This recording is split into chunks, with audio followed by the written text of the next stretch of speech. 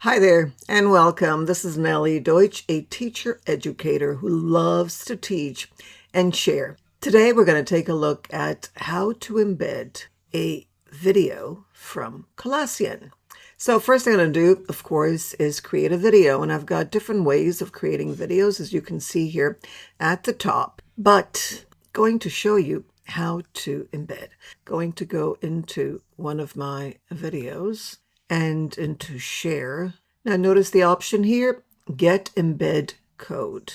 Going to hit that, copy it, go into my course on Moodle, or if I want to paste it anywhere else, that's fine. Going to go into tools, the source code, going to paste. Now I want to make changes here. Instead of 560, I'm going to make this 360 and 215, but you don't have to do that. Next, I'm going to hit save, and the video's here. I'm going to add it in the center, in the middle, and then simply post to form or save and display. Let me go into save and display, and there it is. That's how easy it is, and now I can play it. How does the weather impact your day? From sunny Milan to snowy New Hampshire, educators worldwide share their experiences. Join us as we delve into a global conversation on education, technology, and cultural. All right, so there it is. If you have any questions about embedding